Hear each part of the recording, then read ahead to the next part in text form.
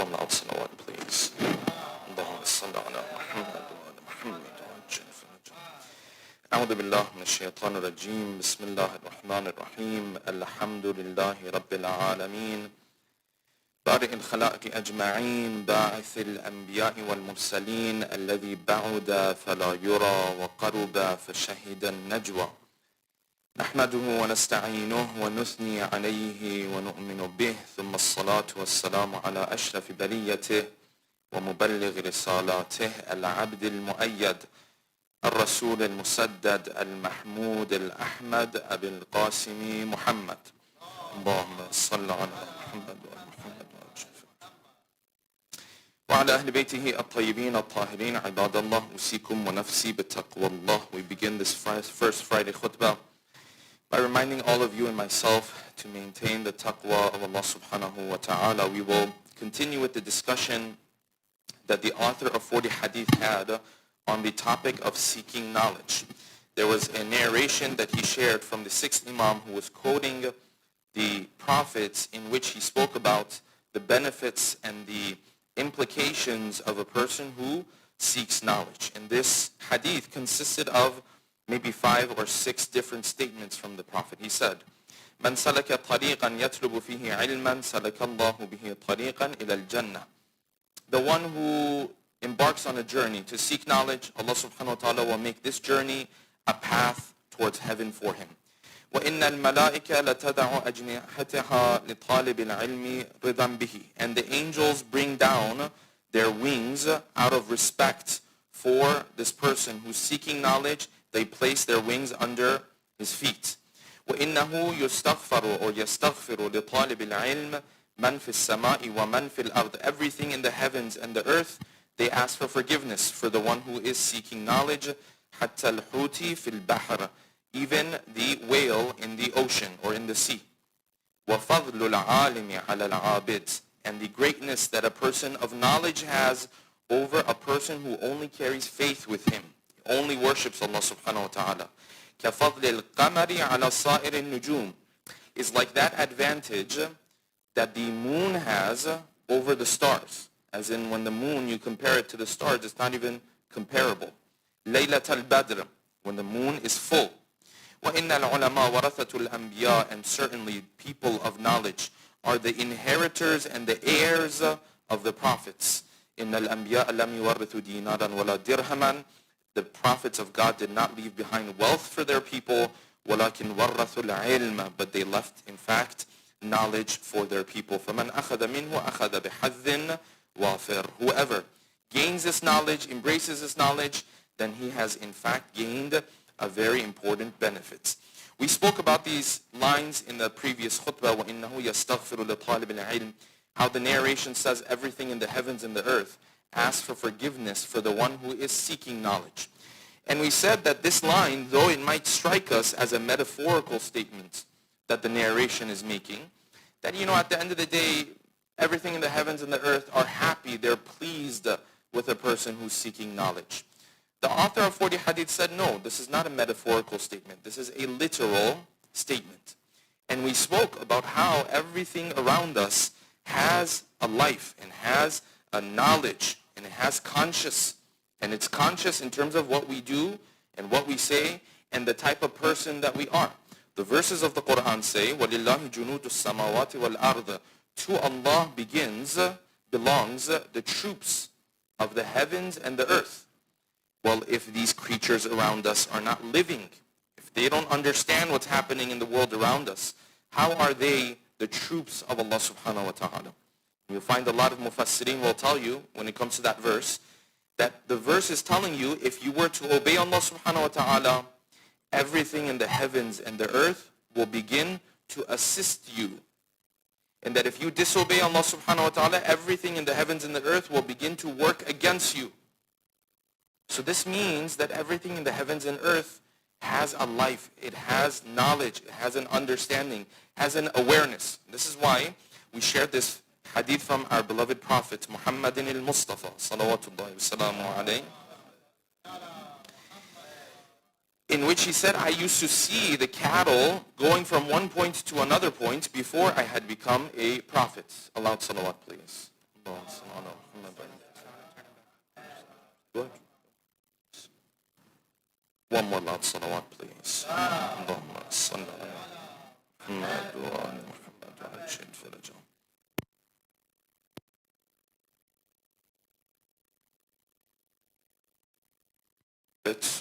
We read from the Prophet in this hadith, إِنِّي كُنْتُ أَنْظُرُ إِلَى الْإِبِلِ وَالْغَنَمِ. I used to see the cattle go from one point to another point before I was a prophet. And I wondered to myself, why do these cattle move from one point to another point? Why do they run and flee from one area to another area? I assume this was random. I assume there's no reason behind this. He says, when I asked Jibra'il later, this is during his prophethood, Jibra'il told me, no. They hear sounds of the punishment of evil individuals, and that sound, they hear it, and the human beings do not hear it. They consume that sound, but the human being does not consume that sound.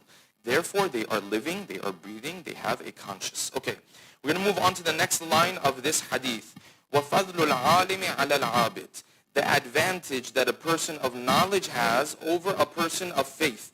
Now, I've mentioned multiple times in the past as well, when the hadith says a person of knowledge, it's not referring to Shaykh and Maulana, and alhamdulillah we have Sayyid Hussein here. It's not just referring to Sayyid Hussein. Sayyid Hussein, of course, is the prominent example of this. Yes? He's like the full moon, mashallah.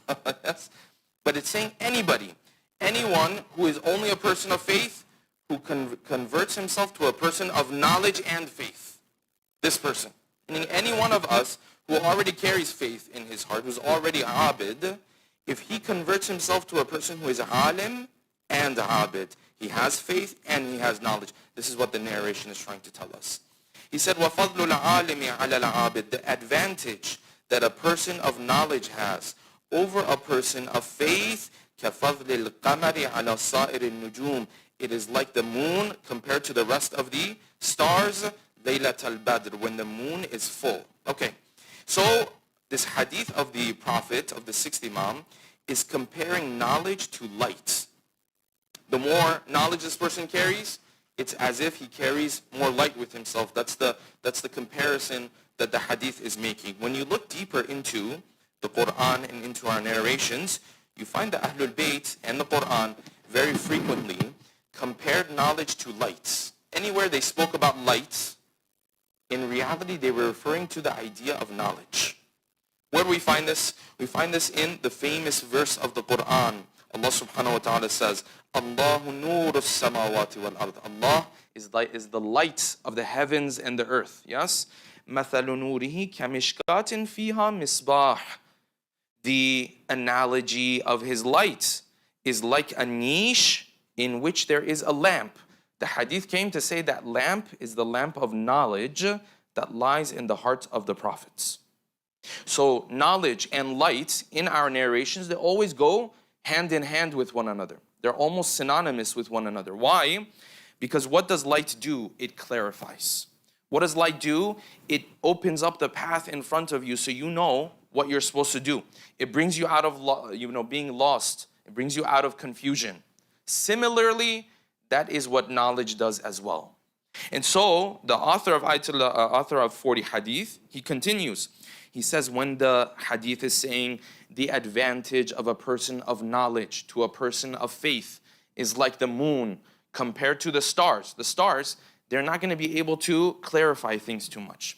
They're not going to be able to shed too much light. He says this line is not a metaphor. This is literal.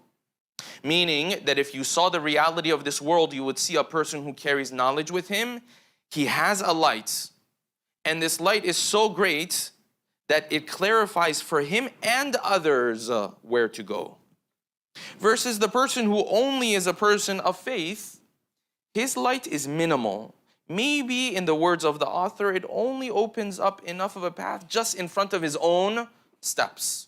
He might know what he needs to do, but he can't guide other people. He can't clarify for other people. He can't remove confusion from other people. He says this is not a statement that is metaphorical. This is a reality. Now, I want to pause here. The discussion on this is very irfani and it's a longer discussion, but I want to give it a little bit of a practical touch for you and I. And that is this, brothers and sisters. In today's world, When the narration says that this person's like a moon and so on and so forth, he can clarify for others. Others can look at that light and can benefit from that light. If someone brings a lamp into a room that's already dark, if the lamp has enough light, it doesn't just light up in front of his feet. It opens up in front of the feet of others, yes? It becomes a means of guidance for other people. In today's world, brothers and sisters, this comparison that the Imam is making is extremely crucial. It's extremely crucial. Why? Because in today's world, that light and that guidance, if someone doesn't have it, eventually their faith is going to be questioned, their faith is going to be challenged, they're not going to be able to hold on to their faith. The world has changed. Every single tenet of your faith, every single teaching of your faith, every single thing that you believed in is going to be questioned and it's going to be challenged. And it's going to be questioned and challenged in a heavy way. Not some basic questions, when we were growing up, so maybe we would ask our Sunday school teachers some questions and they would give us some answers. No, those days are over. In today's world, everything you believe is going to be questioned. Everything you believe is going to be challenged heavily. So much so that maybe out of the 100 questions that come your way, if you have enough knowledge to maybe take care of 10% of it, 20% of it, 30%, at the end of the day, 20, 30% is going to make its way and is going to begin to weaken your faith. And to a greater extent, the faith of your children. To a greater extent, the faith of our younger generation. This is the world that we live in. It's no longer enough for us to come forward and say Islam is a good religion. Pay attention to this. Parents say this all the time. Islam is a good religion. We should all believe in Islam. Yes, it's a very good religion. Why? Because it teaches us to have good akhlaq and that's it. This is not enough. This doesn't work. When you come forward with Islam, then you have to be able to defend this faith. And that means hundreds of questions that are raised as it relates to what you believe in. Just a couple nights ago, we talked about this verse of the Quran, yes, verse 34 of Surah An-Nisa, the issue of physical violence in the household, right? And I won't go into detail about that discussion. It's interesting. The next day, a younger brother messaged me. He said, Sheikh, I'm struggling with this verse of the Quran. This verse of the Quran seems to be telling us that physical violence in the household is completely fine. It's approved. It's sanctioned in the sense of approved. So how do we understand this verse of the Quran? Now, thankfully, we already had the lecture, so I sent him the lecture.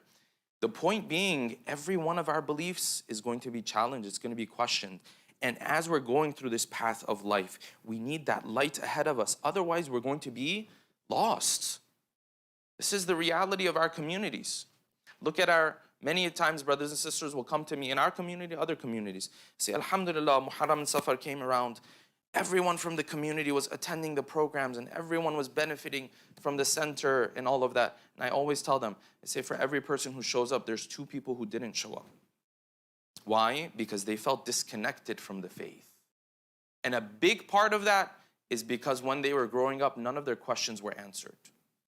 And so Islam became this little thing that's kind of in the past, and you put it in the in the drawer or something like that. Yeah, I'm Muslim, but not really. But it's kind of there.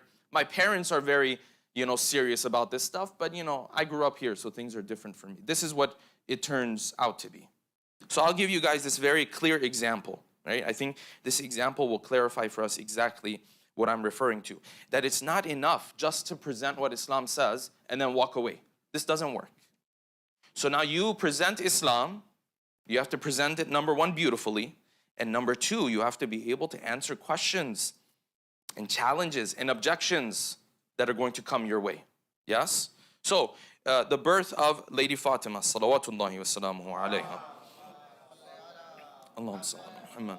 You will find in the majority of our organizations, communities, whatever you want to call it, the birth of hers comes around. And I'm speaking in terms of North America. You can even throw in the UK and Australia, and these are the main hubs of Shiism in the Western world, okay? When you look at it, the birth of Lady Fatima comes around. What happens? People talk about her character. Okay, she was a wonderful person. She was perfection, all of this kind of stuff. Great. This is one approach. This approach is 10% of what needs to be done. Then there's all of this clarification that you need to do. All of this education you need to do. Say why? I'll highlight 5 areas in the life of Lady Fatima that need to be addressed. We need to have education on it. We need to have discussions on it. Okay, so you speak of Lady Fatima, you say, she's my role model. Of course, she's a real role model for all of us, including myself. Okay, the first question that might come to mind is the issue of her young age at the time of her marriage. This is a valid question. It's a question that needs to be addressed. It's a question that needs to be discussed. It's not enough now to just come and say, turn to my daughter and say, Lady Fatima is your role model. That's it. End of discussion. No, Lady Fatima is your role model, and then within this context and in this way, these are the principles of her life. And if anyone raises this question, this is how we answer this question. This part is missing in our communities. And then 10 years later, 15 years later, 20 years later, we complain that, oh, I don't see this generation in the masjid. Yes, because you weren't nurturing this generation to begin with. They have no reason to come. This is not a place that answers their inquiries. This is not a place that they feel connected. This is number one. Her age at the time of marriage. The whole discussion that we have with regards to some of the wives of the Prophet also comes up here as well. And we can't run away from these things. We have to answer these. And our scholars have answered them. These are not questions coming up for the first time. Many people, when you tell them these things, they start to get hesitant. Oh my God, question. No, our scholars have been dealing with these questions for years. But the point is, do you and I prioritize these discussions? This is the issue. Okay. Number two, I have to address her role in the house. It's not enough for me to come and sit and say, my daughter, Lady Fatima is your role model. Okay, that's it, done.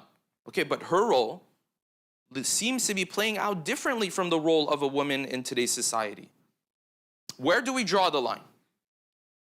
If Lady Fatima was alive today, what exactly did that role look like? Did it look completely progressive, liberal, like you find within society? Did it look completely conservative, like in some families? Where does this fall? It's not enough to just come and say she's great and walk away. No, that's 10% of the job. Number three, you have to address her role in society. Some people come forward, they say, listen, Lady Fatima, she gave a lecture in the masjid of the Prophet.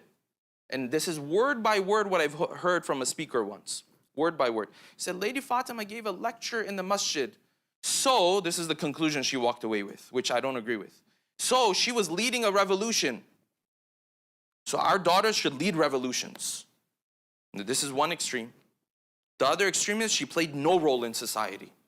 But where does it fall? Okay, these are things that we have to discuss, that we have to educate ourselves on. Number four, you have to address her approach to marriage. When she got married, what was her approach? How did it take place? How simplistic was it? So on and so forth.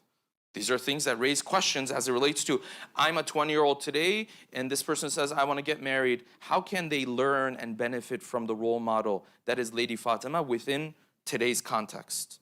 This is number four. Number five, you have to address her dress code. Her dress code. When Lady Fatima came to the masjid, what's mentioned in Balaghat al-Nisa and other books is that she had a curtain in front of her, for example, when she was speaking. How does that play out in today's world? There's one extreme that will tell you, oh yes, look, Lady Fatima came into the masjid, she spoke and she did this. So now in every movement, we have to put our sisters all the way in the front, and everyone should be able to, they should be our point of contact. This is one approach. The other approach says, no, God forbid they ever speak. So where does the approach of the Ahlul Bayt fall? And these are just 5 questions. If you I put 5 minutes into this, and these are the 5 questions that came up. I'm sure if you guys think and put more thought to it, there's other questions that come up in this regard. This is the role of knowledge and the critical role that it plays in today's world. We can no longer simply share the life of the Ahlul Bayt and then leave it at that. No, you need knowledge to address these questions. You need knowledge to address these objections. And every time one of these objections is brought and you answer them, that strengthens the faith of that person even more. Yes? If I personally have a faith that maybe I feel more convinced of now, it's because I had doubts that were answered. It's not because I didn't doubt it. It's because there were doubts that were answered. And this is part and parcel of the teachings of the Quran. That's why the Quran keeps says, لَعَلَّكُمْ تَعْقِلُونَ لَعَلَّكُمْ تَتَفَكَّرُونَ, and so on and so forth, because the Quran expects you and I, when we have these questions, to search of the answers to them, because it strengthens the faith of the human being. And alhamdulillah, alhamdulillah, we have to thank Allah subhanahu wa ta'ala that in Islam we have answers for these questions. In a lot of other faiths, there are no answers. I mean, we respect all faiths, but you look at the Christian faith, what did Jesus say? Then what did Paul come and propose as the faith of Christianity? Scholars are still trying to figure out, were these the same things or were they completely different from each other? They're still trying to figure out, did he teach what Jesus was teaching? What was Jesus teaching, by the way? Let's go figure this out. This is still discussions amongst New Testament scholars, yes? But in Islam, we don't have these problems. You know what problem we do have? We have a lack of attention and lack of prioritization of going deeper into discussions that are pertinent to our society and our day and age. No, the majority of our organizations across North America, the only thing that unfortunately we are concerned with is, let's just speak highly of this family. Let's just speak highly of the Ahlul Bayt and then leave it at that. If you just leave it at that and someone comes and raises 15 questions, then what happens to the status of the Ahlul Bayt? What happens to that perception? That perception starts to fall. You look at this, any reality that is questioned and challenged, if there aren't answers, what happens to it? It will seem to not be real anymore. It will seem to lose its validity anymore. The issue of Palestine, which you and I look at and we say, this is very clear. Then this person comes on the TV show, raises 15 issues. If there's no one to answer those issues, well, the audience walks away and says, I thought this was clear. Actually, they're right for creating a genocide. I think that actually makes sense. When you don't answer questions, when you don't answer objections, when you don't prioritize knowledge, then that reality that you had, it starts to get stained, at least in the eyes of people, at least in the eyes of those who want to follow it. We ask Allah subhanahu wa ta'ala to make us amongst those who are warathatul anbiya. They are heirs of the prophets. Look at these lines. The narration is saying, if you gain knowledge, you're walking in the footsteps of the prophets of God. That means you and I living in this part of the world, in this day and age, you can become an inheritor of the prophet. What greater than this? What better than this? How do I do that? By gaining the knowledge of Islam and the Ahlul Bayt. أقول قولي هذا وأستغفر الله لي ولكم. أعوذ بالله من الشيطان الرجيم. بسم الله الرحمن الرحيم. قل هو الله أحد الله الصمد لم يلد ولم يولد ولم يكن له كفوا أحد. اللهم صل على محمد وعلى محمد. اللهم صل على محمد وعلى محمد. اللهم صل على محمد وعلى محمد. بسم الله الرحمن الرحيم. الحمد لله رب العالمين. أثني عليه حامدا وأذكره مسبحا. ثم أصلي وأسلم على نجيبه وجليله وحافظ سره الذي سمي في السماء بأحمد وفي الأراضين بأبي القاسم محمد. اللهم صل على محمد.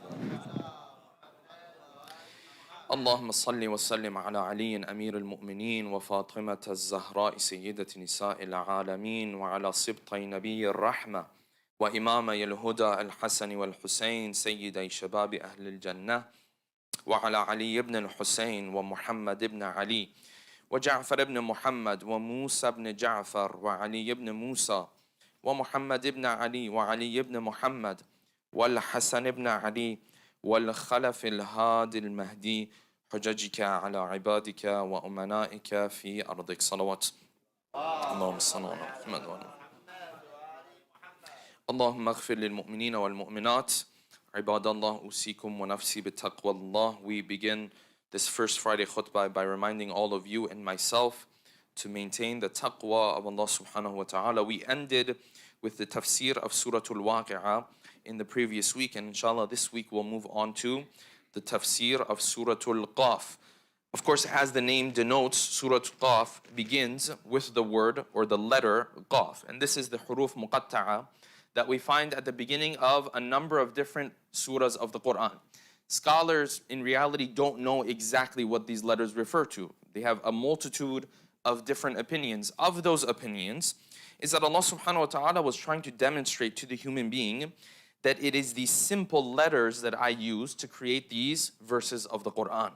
You know, maybe sometimes you tell someone, if you wrote an amazing piece, say, listen, I wrote these with the same ABCs that you use. This is what the opinion of a number of scholars is, and there's other opinions as well. Some have said this is code between the Prophet and Allah subhanahu wa ta'ala, and so on and so forth. There's a lot of different opinions. It's not something that relates to our discussion further than that. But the Quran begins, وَالْقُرْآنِ الْمَجِيدِ. Allah subhanahu wa ta'ala swears by the honorable Quran. And it's interesting because the Quran speaks of itself as a book, something you don't find in other holy books. In other holy books, you don't find them referring to themselves as one cohesive unit. Whereas the Quran, within itself, keeps saying the Quran. Within itself, keeps saying the Quran is this, the Quran is that. Wal-Quran al-Majid, we're swearing by the honorable Quran. That is because this Quran was revealed as one cohesive unit. Whereas other holy books, if you look at the Hebrew Bible, if you look at the New Testament, this is not book. It was not one book. It's a number of books that over time was put together, was canonized, and then today the average person assumes that this is one book. It's always a shock for Muslims when they learn that the Bible that we have today is not in any way the Injil of Isa alayhi salam. So when you ask a Christian, where's the Injil of Prophet Isa? They say, what Injil are you talking about? He never wrote anything. He didn't have a book. This book is completely lost in history. So you say, what is this Bible then? And they say, yes, these are writings that others came later. At least the earliest is the Gospel of Mark. The Gospel of Mark is written at least 40 years after Jesus passed away. Yes, or from our perspective was, ascended towards the skies. At least 40 years, some of them later. John, the Gospel of John, 100 years afterwards. Nonetheless, the Quran refers to itself as this cohesive unit. Okay, why is the Quran swearing by itself? Because it's addressing the arrogance of the disbelievers. And I'll tell you how this relates to you and I, because that arrogance that they have at its very pinnacle, you and I have at lower levels. You and I speak of myself, have that at lower levels. When the Quran was presented to them, what was the argument that the disbelievers came back with? Did they make an argument? Did they make a case for why they don't believe? No. You know what they said? بَلْ عَجِبُوا أَنْ جَاءَهُمْ مُنذِرٌ مِّنْهُمْ. So they had no argument. So you know what they said? They said, so you're really telling me that one of the people who grew up in Arabia just like us is a prophet now? Is that really the argument you're making? Yes, that's the argument I'm making. What's your proof from the other side? There's no proof. There's no arguments. It's just acting like this is very weird. It's just acting like, oh, you really want me to accept such a thing? بَلْ عَجِبُوا أَنْ جَاءَهُمْ مُنذِرٌ مِّنْهُمْ. They got surprised, or they acted surprised, that one of our own has become a prophet. But we know him. He's an orphan, lost his father, lost his mother, barely had anyone to take care of him. Now there's discussion on Halima. Did the Prophet end up being the last one that Halima took? And different scholars have different opinions about this, so I won't go into that. But what we know for sure is he's an orphan. They said, him? He's going to now come and tell us about God and all of that. You want us to believe this? بَلْ عَجِبُوا أَنْ جَاءَهُمْ مُنذِرٌ مِّنْهُمْ فَقَالَ الْكَافِرُونَ. Here's the argument. The kafirun said, the disbelievers said, هَذَا شَيْءٌ عَجِيبٌ. We've never heard of such a thing. Well, excuse me, that's not an argument. I've never heard of such a thing before. Well, that's your problem. فَقَالَ الْكَافِرُونَ هَذَا شَيْءٌ عَجِيبٌ. Now, the Quran came forward and said, listen, the fact that we made one of you into your own prophet was a big blessing from God, because you would be able to relate to him, because you would be able to understand him better, because he's lived in the same society you've lived in, because he's growing up in the same situation, he's dealing with the same struggles that you're struggling. So God, in my words, went out of his way, quote unquote, to make his prophet from one of you. But the arrogance that these individuals had took a blessing of God and turned it into what? Turned it into something to knock the religion with. And this is what arrogance does. Meaning Allah subhanahu wa ta'ala blesses someone, but the arrogance that this person has, he takes a positive thing, turns it into a negative thing. And God says, we went out of our way to make him one of you. So the Quran says, and this happens in multiple verses of the Quran, وَقَالُوا لَوْلَا أُنزِلَ عَلَيْهِ مَلَكٍ. Why is it that you didn't send an angel? وَلَوْ أَنزَلْنَا مَلَكًا. The Quran says, if we had sent down an angel, لَقُضِيَ الْأَمْرُ ثُمَّ لَا يُنذَرُونَ. Number one. Number two, وَلَوْ جَعَلْنَاهُ مَلَكًا. If we had sent an angel, لَجَعَلْنَاهُ رَجُلًا. We would have made him look like a human being at least. Because he needs to be able to, you guys have to look at him and say he's one of us. Otherwise, you definitely wouldn't accept what he had to say. Otherwise, you say, well, who do we know what you are, where you're from, all of this? At least when it came to the Prophet Muhammad, salawatullahi wasalamuhu alayhi, at least when it came to him, you said, we know him. At least you know he's Sadiqul Ameen. So there's no more turning away from him because he's one of you. But of course, arrogance, this is what it does, brothers and sisters. Now, the verse continues, verse number 3. They, in their surprise, they continued, أَإِذَا مِتْنَا وَكُنَّا تُرَابًا ذَلِكَ رَجٌ بَعِيدٌ. You're really telling us when we die and we turn into dirt, you're really telling us we're going to come all the way back and we're going to live again.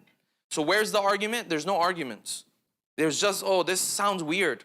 This sounds odd. I've never heard this. My father's never told me this. There's no argument.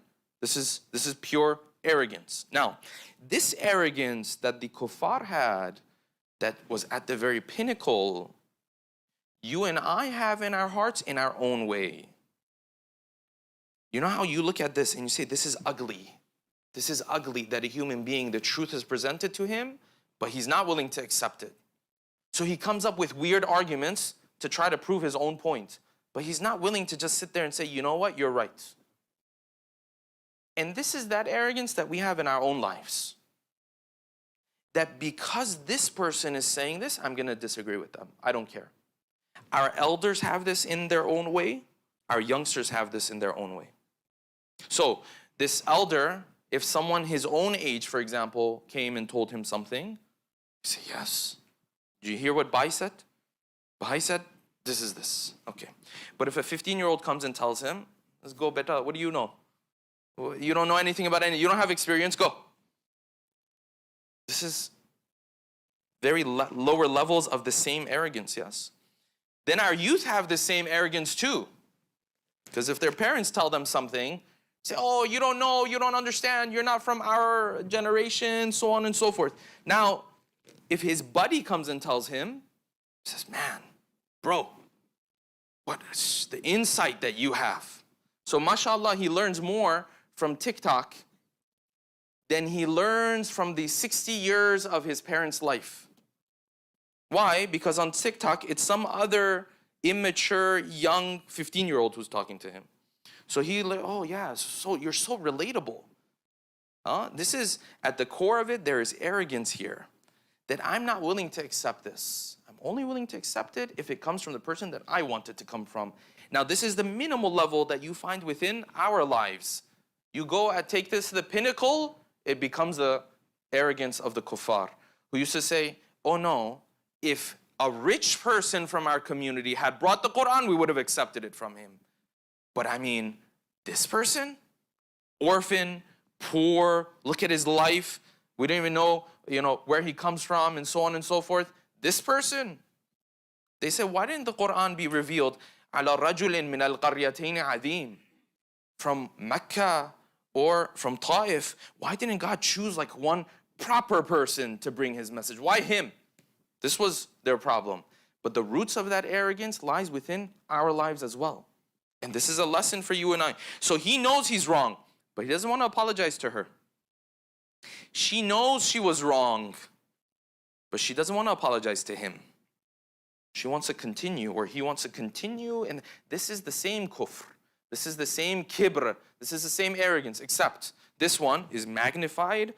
This one that we deal with is very minimal, but the essence, yes, is the same thing. And this is why we have this hadith where the Ahlul Bayt taught us that the person who has any amount of kibr in his heart, he can't make it into heaven. There is no place for him in heaven because it comes from the same essence. Okay, the Quran responds to them says قَدْ عَلِمْنَا مَا تَنْقُصُ الْأَرْضُ مِنْهُمْ وَعِنْدَنَا كِتَابٌ حَفِيظٌ. I'll come back to this verse in the following khutbah because it has a long discussion and we're running out of time. I want to end with this verse, verse number 5. The Quran says, you know what these guys' problem is? When they keep saying, oh, we're going to come back from the dead, and this sounds very odd and weird and all this kind of, you know what their problem is? بَلْ كَذَّبُوا بِالْحَقِّ لَمَّا جَاءَهُم. They see truth in front of them, but they're not willing to accept it. They have to deny it. So what happens to them? فَهُمْ فِي أَمْرٍ مَرِيجٍ. They're in a very confused state. So what is the Quran talking about? The Quran is saying, when you have a truth that's staring you in your face and in your eyes, and you still say, no, that's not true, it puts you in a state of confusion. Why? Because you have to act like something that's not real, or something that is real is not real. You have to act as if this reality is not right in front of you. So you live life in a confused state, because you're not willing to accept the reality that's staring you in your face, staring you in your eyes.